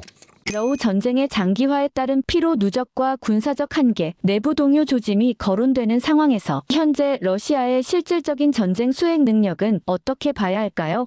굉장히 필요할 거예요. 그러니까 사상자만 하더라도 100만 명이 넘었으니까 이 정도가 되면 아마 우리나라 같으면 제발 좀 전쟁 그만하자고 할 만도 한데 뭐 러시아는 그래도 계속 갑니다. 근데 제가 놀라웠던 거는요. 이렇게 많은 사람이 죽고 또 러시아 경제가 지금 굉장히 어려운 상태로 가고 있거든요. 그러니까 과거에 전쟁 초기에는 경제 성장률이 한 4% 이렇게 됐었는데 지금은 1% 수준으로 떨어졌고요. 그 1%의 성장이라고 하는 것도 사실은 방산 부문의 성장인 거예요. 전쟁을 하기 위한 물자를 만들어내고 전장에다가 갖다 쏟아붓고 하는 그것 때문에 이렇게 GDP가 1% 성장을 하는 거지 실제 사람들이 러시아 국민들이 먹고 사는 거는 이건 마이너스 10% 이렇게 됐다고 보셔도 될 것 같아요. 그러니까 굉장히 어려운 국면으로 진입을 해 있거든요. 그런데 이런 전쟁 피로도와 전쟁을 지속 가능한가라고 하는 것은 사실은 다른 얘기다. 이렇게 보셔도 돼요. 왜냐하면 러시아 국민들을 대상으로 해서 이 여론조사를 한 걸 보면요. 물론 그게 100% 믿을 수 있는지는 의문의 여지가 있지만 푸틴에 대한 지지도가요. 푸틴 개인에 대한 지지도가 무려 80%예요. 이게 유지가 되고 있는 겁니다.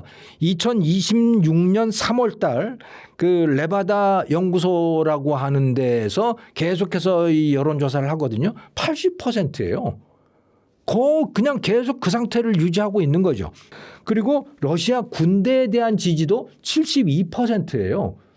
이 정도 된다는 이야기는 전쟁 계속 하자라고 하는 거거든요. 러시아 국민들의 의사는 그겁니다. 어려워도 계속 하자라고 하는 거예요.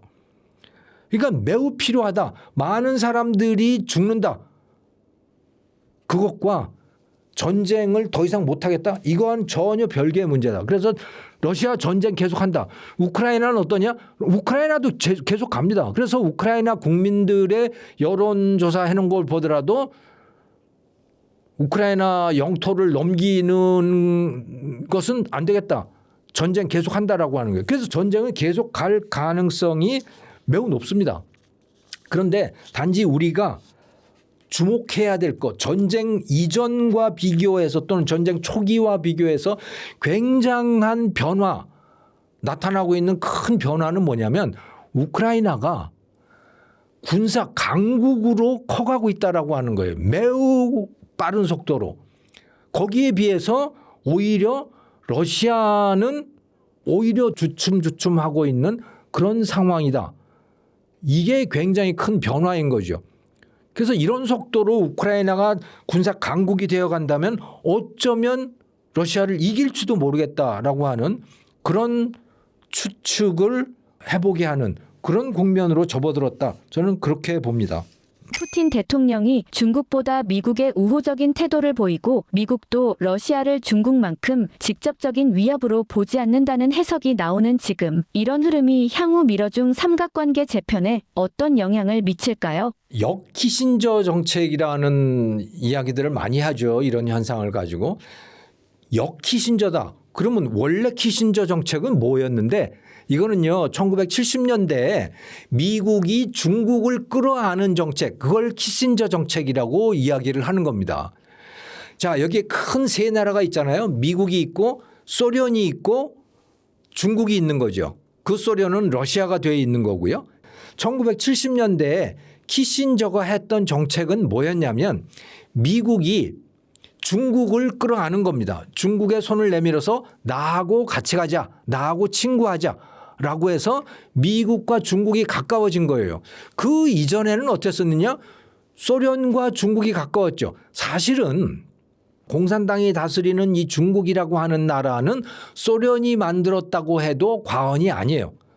소련이 굉장히 큰 지원을 해주면서 중국 공산당이 커지게 됐던 거고 그 중국 공산당이 중국 대륙을 장악을 하면서 지금 중화인민공화국이라고 하는 데가 태어났잖아요. 그러니까 중국 공산중국이라고 하는 나라는 소련이 만든 나라다 해도 과언이 아니에요. 그러면 당연히 두 나라는 가까웠을 거 아니에요. 근데 스탈린이 사망을 하고 후르시초프가 스탈린 격하 운동을 하다가 보니까 중국의 마오쩌둥이 좀 괘씸하네 라고 해서 중국과 소련이 좀 멀어지게 됐어요. 그런데 그 틈을 미국이 파고들게 된 겁니다. 키신저가 닉슨 대통령에게 제안을 해서 자, 우리 저 중국을 끌어안읍시다. 중국과 소련 사이에 틈이 좀 벌어졌으니 중국을 확 끌어당깁시다. 그래서 소련을 고립시킵시다. 이런 정책을 펴게 된 거예요. 그래서 1970년대에 미국과 중국이 가까워지게 된 거고요. 79년에는 중국이 미국의 주선으로 유엔에 가입을 하게 됐고 유엔 상임이사국이 된 거죠. 그러면서 중국과 미국은 매우 가까워졌어요. 특히 마오쩌둥이 사망을 하고 등소평이 집권을 하면서는 더욱더 가까워졌고 그리고 2001년도에는 중국을 WTO에까지 가입을 시키면서 그러면서 중국을 경제 대국으로 만든 거죠. 중국을 경제 대국으로 만들어준 그 주역은 바로 미국이었던 겁니다. 그렇게 했던 이유는 뭐냐? 소련을 고립시키기 위해서 그랬던 겁니다. 그리고 실제로 소련은 고립이 됐고 그것이 큰 원인이 되어서 1991년에 소련이라고 하는 나라가 해체가 되어버렸잖아요. 그리고 소련의 영향권 속에 있던 많은 나라 또 소련의 그 영토에 포함되어 있던 많은 나라들이 해체가 되어버렸던 거죠. 그래서 그게 지금 폴란드, 루마니아, 불가리아, 에스토니아, 리투아니아 수많은 독립국가들이 생겨났죠. 또 그 스탄 국가 타지키스탄, 뭐 우즈베키스탄 여기가 다 소련의 영토였잖아요. 그런데 그것도 다 이제 독립을 해서 이렇게 된 거죠. 이것은 키신저가 중국을 끌어안으면서 소련을 격리를 시키게 되는 그 정책의 효과를 상당히 보게 됐다. 이렇게 이해를 하셔도 될 것 같아요. 근데 지금 트럼프 대통령이 추구하는 거는 뭐냐?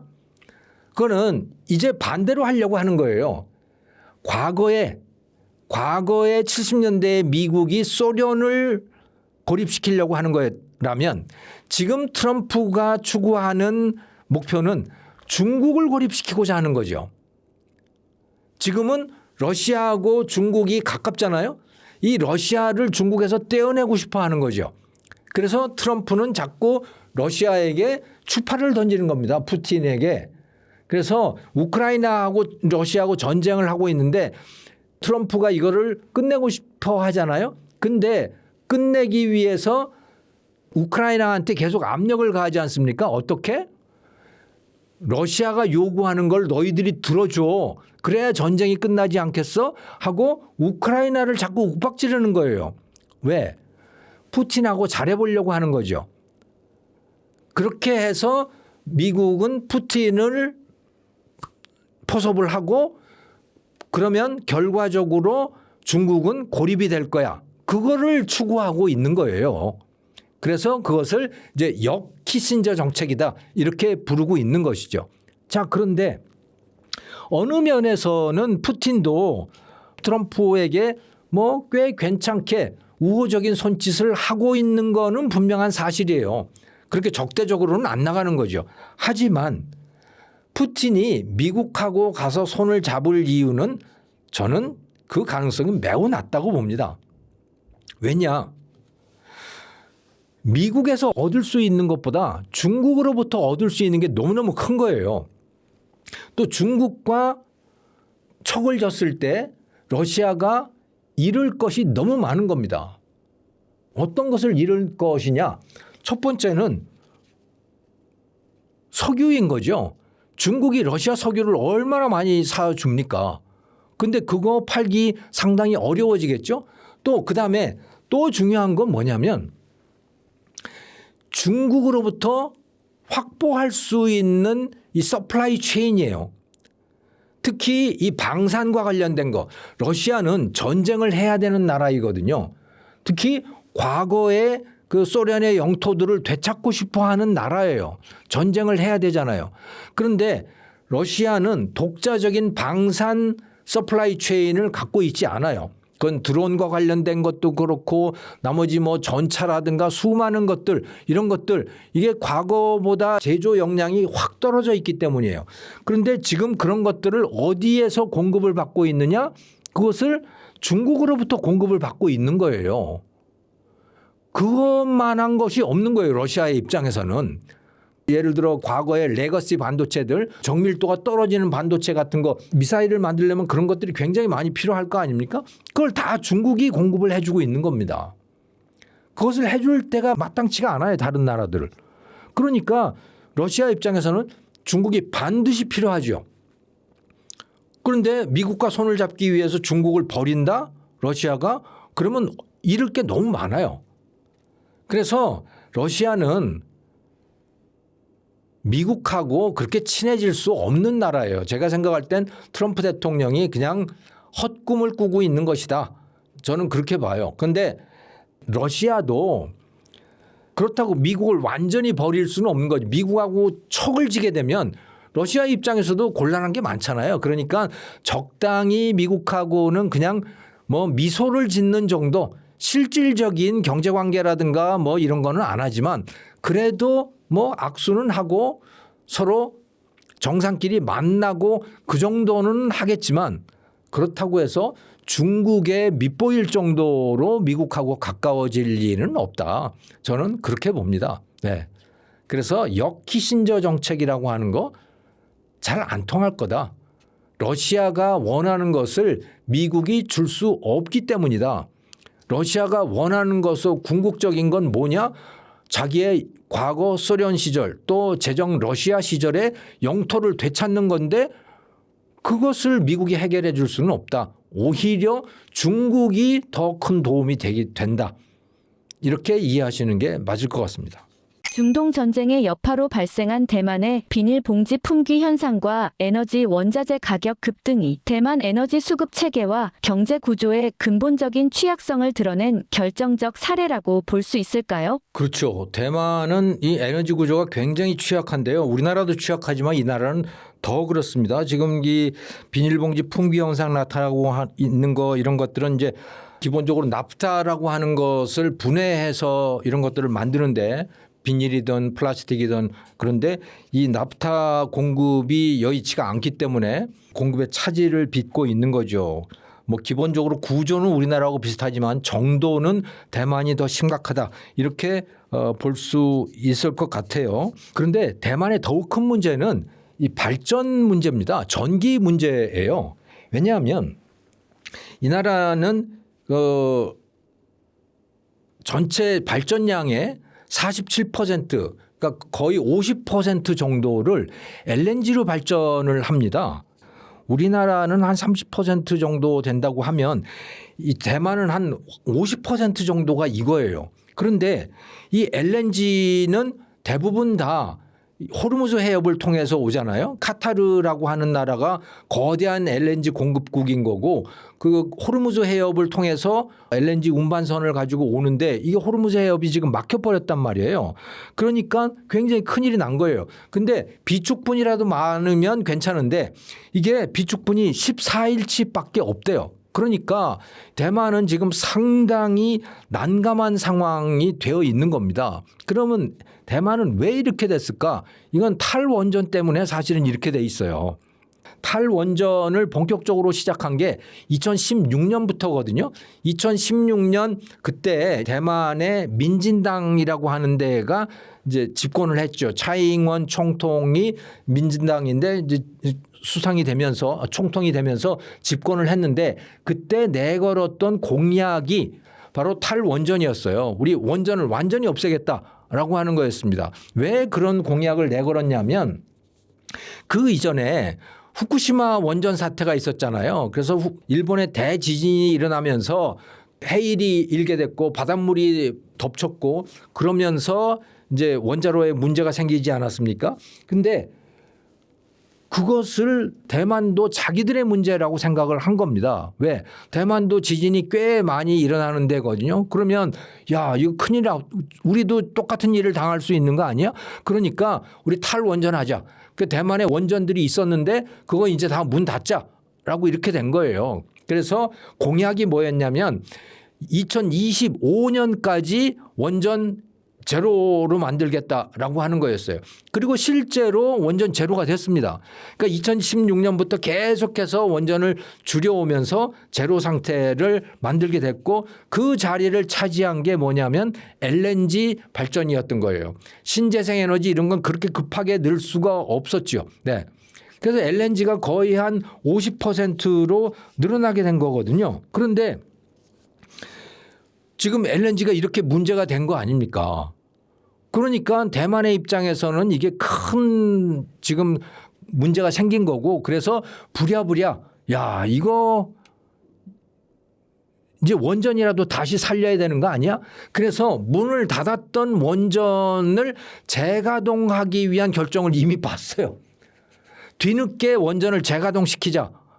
라고 이제 문 닫은 원전을 이제 새로 시작하는 그런 상황이 되어버렸는데 이게 LNG만으로 이렇게 하다가 보니까 무슨 문제가 생겼냐면요. 대만의 전기 사정이 굉장히 문제가 됐어요. 대만은 아주 특이한 게 어떤 상황이 있냐면 TSMC라고 하는 이 반도체 공장, 파운드리 반도체 공장 규모가 굉장히 크잖아요. 대만 전체 GDP 규모에 비해서 굉장히 큰 규모를 차지하고 있는 거거든요. 이거는 전기도 마찬가지예요. 대만 전체 전력 발전량에서 TSMC가 차지하는 게 9%나 됩니다. 거의 10% 정도를 이게 차지하고 있는 거예요. 그런데 수요는 어떻습니까? TSMC의 전 세계에 이 반도체 수요가 몰려들고 있잖아요. 그러니까 TSMC가 소모하는 전력 소모량은 계속해서 늘어나고 있는 거예요. 그런데 전력 발전량은 어떻게 됐느냐? 이건 그 원전을 다 문을 닫으면서 LNG 발전으로 이걸 충당을 하려고 하다가 보니까 그야말로 허덕허덕한 지경이 되는 거고요. 여유 전력이 거의 없는 상태가 되는 겁니다. 여유 전력이 없다는 것은 어떤 상태이냐? 조금만 전력 수요가 폭증을 하더라도 시스템 전체가 다 다운될 수 있는 그런 상황인 거예요. 그래서 실제로 대만 전체 대정전이 2020년대에 들어와서 벌써 3번째나 있었습니다. 여유 전력이 없기 때문에 TSMC나 또는 뭐 여름에 날이 갑자기 더워져서 에어컨 전력 소모량이 갑자기 늘어난다거나 이렇게 되면 전체가 다 블랙아웃이 되는 거예요. 그래서 벌써 3번이나 그렇게 됐거든요. 그러니까 대만은 지금 사실은 이 전기 때문에 큰일 난 상황이다. 이렇게 보시면 되는 거죠. 그래서 부랴부랴 원전을 재가동하고 하는 이런 상태가 됐는데 사실은 이것은 지금 뭐 대만뿐만이 아니고요. 미국도 지금 원전을 앞으로 한 30년 동안에 원전을 300기가와트를 늘리겠다 이렇게 될 거거든요. 300기가와트라고 하는 거는요. 보통 원자력 발전소의 용량이 1기가와트에서 1.5기가와트 정도라고 보시면 되는 거예요. 원자로 하나의 용량이. 그러면요. 원자로를 몇 개를 만든다는 얘기냐? 200개 내지 300개를 추가로 만든다는 얘기입니다. 앞으로 한 20, 30년 안에. 어마어마한 거죠. 우리나라에 지금 원자로가 몇 개 있느냐? 26개가 있어요. 그런데 200개에서 300개를 더 만든다? 어마어마한 양이죠. 이거는요, 미국뿐만이 아니고 유럽도 그렇고 지금 대만도 그렇고 일본도 그렇고 엄청난 숫자의 원자로들이 만들어져야 되는 그런 상황이다. 그러니까 이거는요, 에너지의 지형도 서플라이 체인의 구도 이런 거에 엄청난 변화를 줄 수밖에 없는 상황이다. 그것이 지금 이란의 호르무즈 해협 차단 이것에 의해서 더욱더 가속화되는 상황으로 우리가 진입을 하고 있다. 이렇게 이해하면 될 것 같습니다. 원전, 정유, 반도체 생산 역량을 모두 갖춘 한국이 이번 위기 속에서 상대적으로 유리하다는 평가도 있는데 에너지 위기가 커질수록 한국의 산업 경쟁력이 더 커질 수 있다고 보시나요? 저는요, 대만과 비교해 본다면 우리가 더 유리할 수 있겠다. 그런 생각은 해요. 하지만 기본적으로 중동으로부터 나오는 석유 공급이 줄어들므로 인해서 타격을 입는 건 한국도 어마어마한 타격을 입을 수밖에 없다. 다만 대만에 비해서 우리가 유리한 부분이 있다면 그것은 한국은 그래도 원전을 없애지는 않았다라고 하는 거예요. 그래도 발전량의 한 20% 정도는 우리가 원전으로 충당을 할 수 있다. 그러니까 LNG 소모량이 그들보다 많지는 않다. 이 부분에서는 우리가 상대적인 이점이 있지만 이란 전쟁의 여파라고 하는 그런 면에서는 우리가 받는 충격이라고 하는 건 거대할 수밖에 없다. 이렇게 저는 생각을 하고 있습니다. 반도체 산업의 핵심 경쟁력이 기술력을 넘어 전력, 용수, 에너지 안정성으로 이동하는 지금의 추세가 대만 중심의 기존 반도체 공급망 패권을 흔드는 계기가 될 수 있을까요? 앞으로 전기의 중요성이 높아지는 건 분명한 사실입니다. 그런데 그것이 대만을 포함한 세계 반도체 서플라이 체인의 지형을 그것 때문에 흔든다?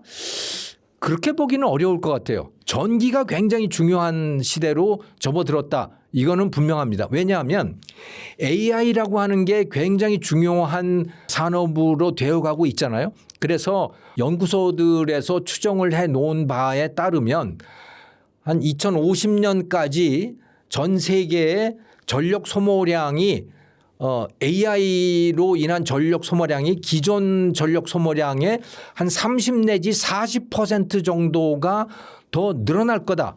이렇게 추정들을 해놨어요. 그거 사실일 거라고 봅니다. 그리고 실제로 AI가 굉장히 빠른 속도로 발전하고 있는 미국 같은 경우에 보면 AI 데이터 센터들이 전기를 많이 소모하기 때문에 그것으로 인해서 기존 전기를 쓰는 일반 전기 소비자들의 전기 요금이 너무 높아져서 그것 때문에 이제 불만이 제기되고 하는 그런 일들이 곳곳에서 나타나고 있어요. 그러니까 이것은 그냥 단순한 이론적인 가능성을 떠나서 실제로 지금 벌어지고 있는 그런 일이라고 보시면 되는 거죠. AI가 어마어마하게 전기를 많이 잡아먹고 또 현재의 우리의 발전 시스템을 가지고는 그 AI가 발생시키는 전력 소모량의 증가 이것을 흡수할 수 없다라고 하는 거는 분명한 사실이에요. 그런 면에서 봤을 때 TSMC를 갖고 있는 대만이라고 하는 나라가 불리한 것은 분명한 사실이다라고 그렇게 생각해 보면 될 것 같아요. 그런데요, 이것은요, 대만은 지금 그것을 자체적으로만 해결하려고 하고 있지 않아요. 대만은요, TSMC는 지금 미국에다가 또 일본에다가 첨단 가공 공장들을 아예 밖으로 내보내고 있는 상황이에요. 그러니까 대만 본토에서의 전력 소모량 그 부담은 대만 내에서는 줄이면서 일본과 미국과 또 유럽과 이렇게 분산 배치하는 이런 프로젝트를 진행을 하고 있거든요. 그러니까 전 세계의 반도체 서플라이 체인의 구도 이것을 바꾸는 거는 사실은 전기 문제라기보다는 지정학적인 변화 이것이 더 크다고 봐야 될 것 같아요. TSMC가 일본과 미국과 또 유럽에다가 이 공장들을 분산시키고 있는 거는 이건 단순한 전기 문제가 아니잖아요. 이거는 중국과의 전쟁을 염두에 둔 것이기도 하고 또 미국이 압력을 가한 것이기도 하고 또 일본과 유럽이라는 나라가 TSMC 또 대만에다가 인센티브를 주기 때문이기도 하고 그런 것들이거든요. 왜? 자기네 나라에 반도체 공장을 두고 싶기 때문에 그런 거죠. 그런 것들이 굉장히 중요하게 작용을 하고 있는 겁니다. 또 요즘에 눈여겨봐야 될 것은 또 뭐냐면 메모리 분야예요. 이 메모리 분야에서 세계 메모리의 최강국이 어디입니까? 우리 대한민국이잖아요. 삼성전자하고 SK 하이닉스를 포함하면 세계 그 메모리 반도체 공급량의 70%잖아요. 또 HBM이라고 하는 AI 데이터 센터에 들어가는 HBM이라고 하는 새로운 메모리만 놓고 본다면 거의 90%를 한국이 다 공급을 하고 있는 겁니다. 그러니까 이건 뭐 우리나라가 거의 완전에 가까운 독점을 이루고 있는 거예요. 자, 그런데 여기에 대해서도 지금 완전히 새로운 움직임이 나타나고 있어요. 이 구도를 한국의 메모리 독점을 완전히 뒤바꿔 놓을 뒤흔들 새로운 움직임이 나타나고 있는데 이거는 뭐냐? 미국과 일본이 서로 지금 협업을 시작한 겁니다. 미국의 트럼프 행정부가 인텔의 지분을 9%를 인수를 했잖아요. 인수를 한 이유는 뭡니까? 바로 지정학적인 구도를 바꾸기 위해서 그런 거예요. 인텔을 미국 정부가 인수해서 뭘 하고자 하는 거냐? 이것은 사실은 메모리의 판도를 바꾸기 위한 겁니다. 지금 무슨 일이 벌어지고 있는 거냐? 인텔이 일본의 소프트뱅크 있잖아요. 그 소프트뱅크하고 지금 협업을 해서 그 밑에 또 반도체 기업을 새로 만들었거든요. 새로 또 인수를 했거든요. 거기하고 지금 합작을 해서요. ZAM, Z-AM이라고 하는 새로운 반도체 HBM을 대체할 수 있는 또는 HBM과 완전히 다른 개념의 AI용 메모리 시스템을 시작하겠다고 지금 선언을 해놓은 상태예요. 얼마 전에 지금 동경에서 그 선언을 했잖아요. 이렇게 해서 앞으로 한 3년 정도 후에 완전히 새로운 메모리 시스템을 만들겠다라고 하는 거예요. 이렇게 되면 지금 삼성전자와 SK 하이닉스가 공급하고 있는 HBM이라고 하는 거 그것보다 훨씬 더 속도도 빠르고 전력 효율도 높고 열도 덜 나는 그런 걸 만들어내겠다는 거예요. 대체하겠다는 겁니다. 만약에 이게 성공을 하게 된다면 우리 한국의 반도체 시장 점유율, 메모리 시장 점유율은 확 떨어질 수 있는 거죠.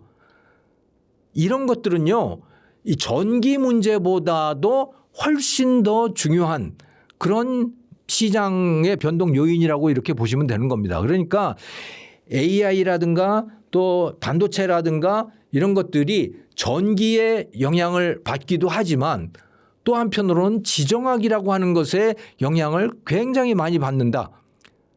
특히 지금 전 세계가 이 새로운 제국주의 시대로 접어들게 되면서 지정학이라고 하는 것이 더욱더 중요한 요인이 됐다.